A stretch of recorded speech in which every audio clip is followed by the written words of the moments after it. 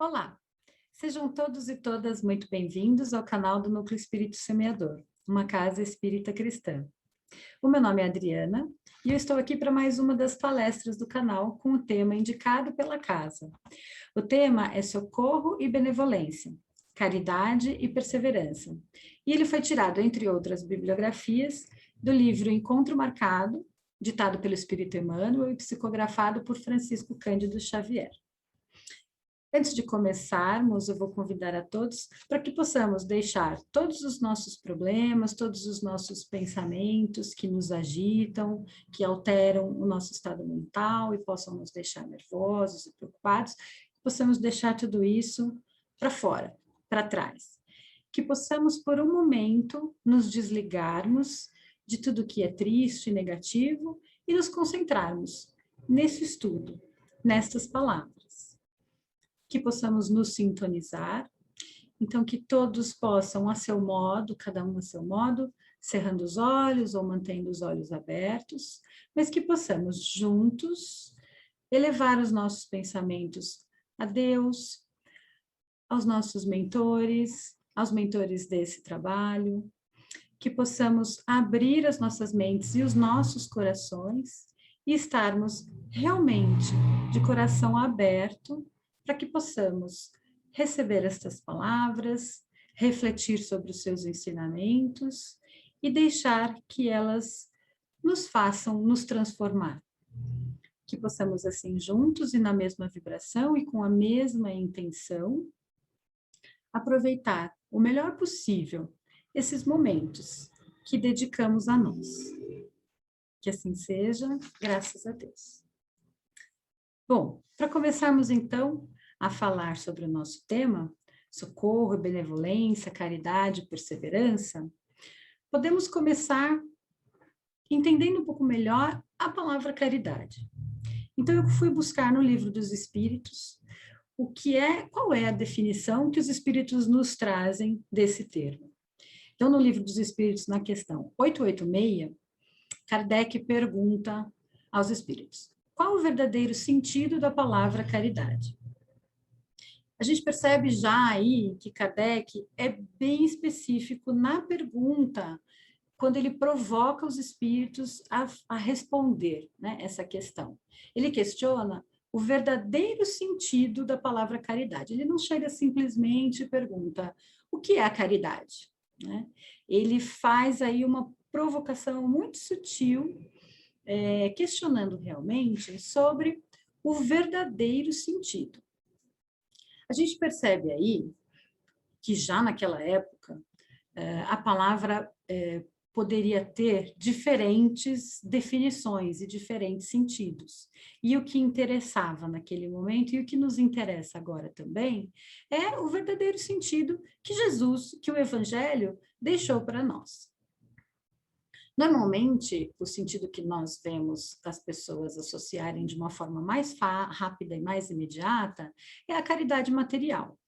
Então, é o hábito de nós doarmos alguma coisa, distribuirmos sopa, doar alguma roupa que já não nos serve mais.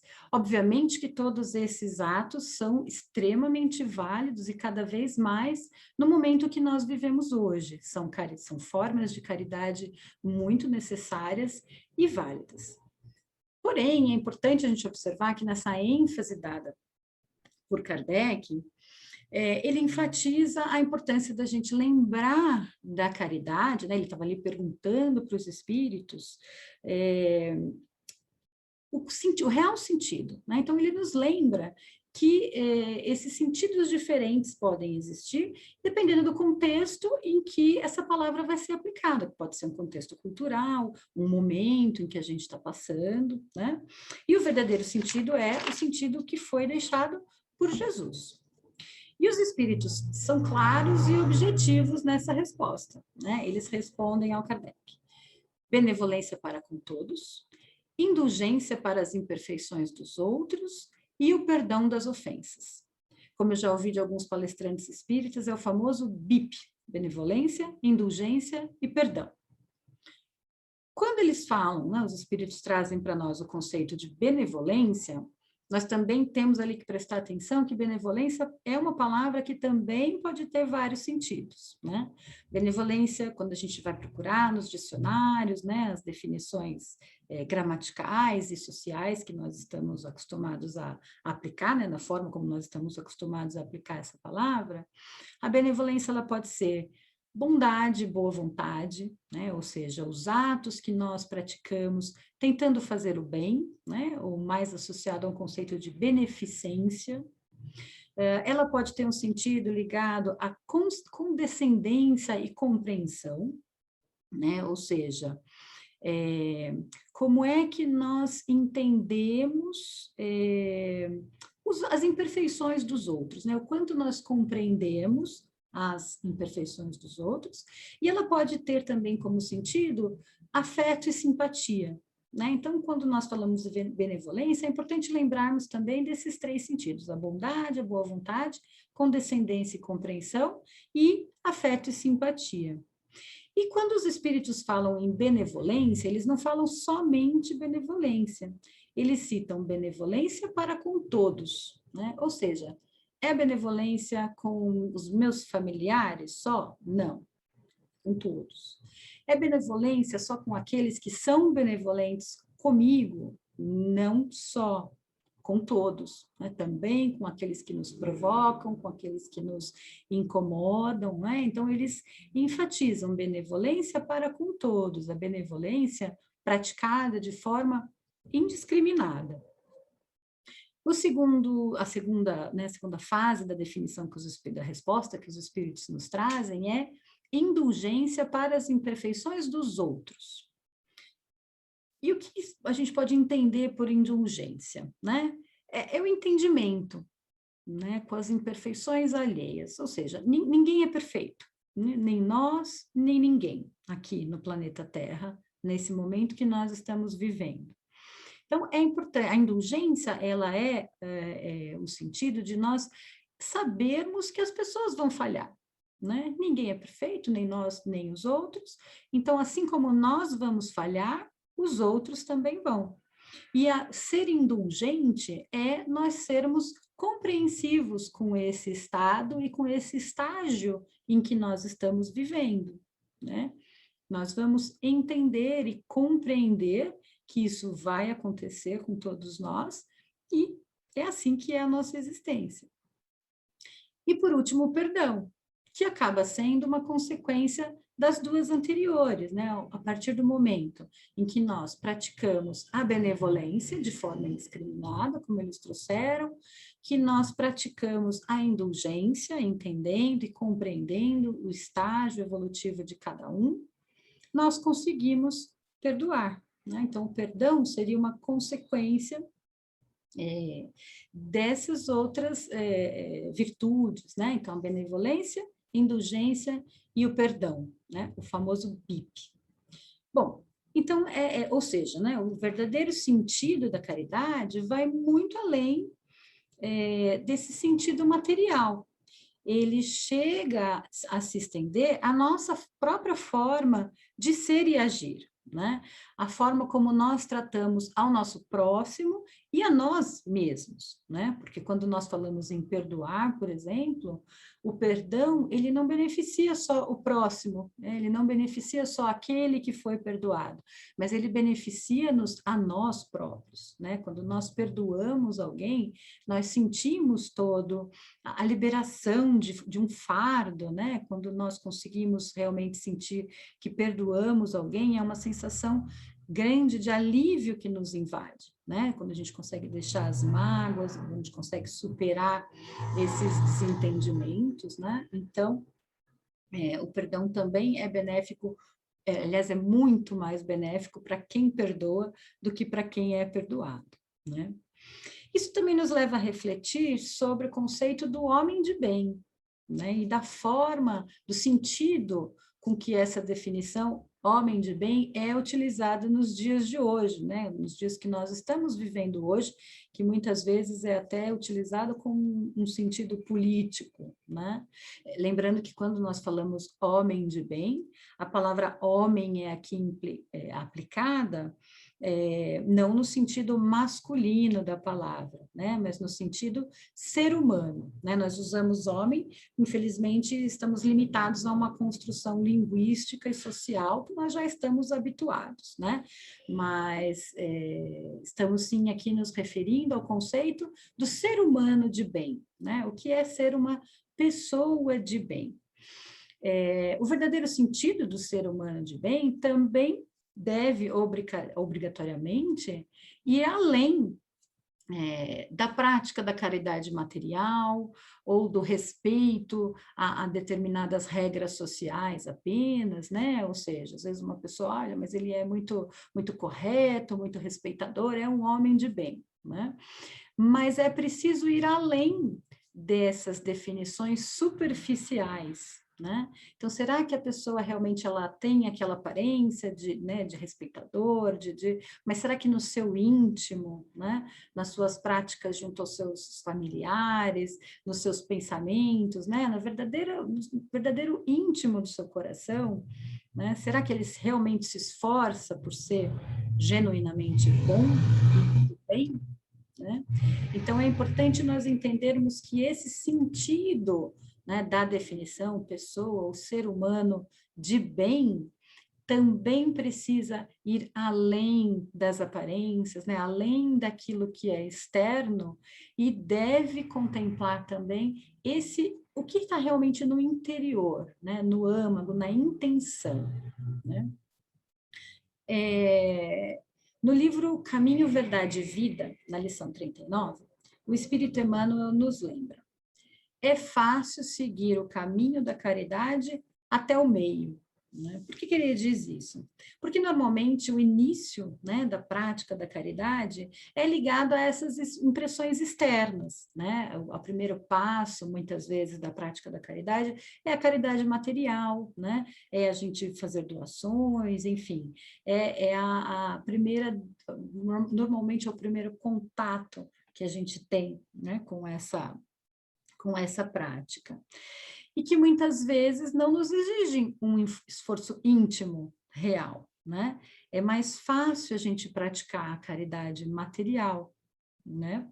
É difícil quando a gente precisa realmente ir além dessa superioridade, dessa superficialidade que é confortável, né? E quando a gente precisa passar para o âmbito da vida íntima, né? Ou seja, repensar realmente as nossas atitudes, né? Realizar realmente verdadeiros sacrifícios, né? Às vezes, praticar caridade que realmente nos afete, nos exija, né, uma maior doação, às vezes até uma transformação interior. Né? No livro Fonte Viva, também, de Emmanuel, ele também nos lembra: dar o que temos é diferente de dar o que detemos. Né? O que ele está querendo dizer com isso? Nossos bens materiais, o nosso nome, a nossa posição social, são bens transitórios que nós detemos enquanto estamos aqui vivendo essa encarnação, neste planeta, né, nesse determinado momento da nossa existência. Mas nada vai nos acompanhar, né, quando a gente terminar esse momento da nossa longa existência, né, e passar para o nosso próximo passo, para a nossa próxima fase. Né? As únicas coisas que a gente realmente tem, que são nossas realmente, de fato, né, que são de nós próprios, é aquilo que nós carregamos no nosso espírito, dentro do nosso coração. Né? Então, o que será que nós podemos doar? Né? O que nós temos realmente para doar que é nosso? É aquilo que está dentro do nosso coração. São as emoções que nós comunicamos, né? Como é que nós nos apresentamos no nosso grupo de amigos, num grupo desconhecido, né? Como é que nós nos colocamos, como é que nós tratamos as pessoas na rua, no trabalho, em casa, na família, né? No geral. O que a gente coloca de dentro para fora, para o mundo, né? Que emoções nós comunicamos a essas pessoas, né? Como é que nós nos apresentamos? Que reações nós provocamos nas pessoas? né? Como é que nós agimos com as pessoas e que vamos, né, como é que elas vão reagir a nós, né? Que vibrações nós espalhamos por aí, né, no nosso dia a dia. E isso está ligado também à forma como nós cuidamos de nós próprios, né? Muitas vezes nós praticamos a caridade, participamos de trabalhos voluntários e tentamos ajudar ao próximo em todo momento. Mas será que nós próprios estamos sendo caridosos conosco? Né? Será que a minha vibração realmente está bem, né? Está positiva? Então, é muito importante a gente lembrar que também não adianta a gente não cuidar, não olhar para dentro de nós mesmos, né? Ter esse cuidado com o nosso espírito, com o nosso coração, com os nossos sentimentos, né? Porque senão a gente também não vai conseguir estar sempre pronto a ajudar o próximo, tá? A gente não vai conseguir apoiar totalmente, né? Quando a gente viaja de avião, um dos primeiros avisos antes do avião decolar é que quando, em caso de algum problema, né, as máscaras de ar vão cair do teto, e em primeiro lugar a gente precisa colocar a máscara em nós mesmos, para depois colocar a máscara ou em alguma criança, ou em algum idoso, ou alguma pessoa incapacitada que esteja ao nosso lado, né? Por quê? No caso de uma falta de oxigênio, se eu não estiver respirando, eu não vou conseguir ajudar ninguém que estiver ao meu lado, né? Então, isso é muito importante para nós lembrarmos, né? Porque funciona também para a prática de caridade, né? Se eu não cuidar do meu espírito, do meu equilíbrio, eu não vou estar no meu 100%, né? Não vou estar apta a ajudar o meu próximo como eu poderia.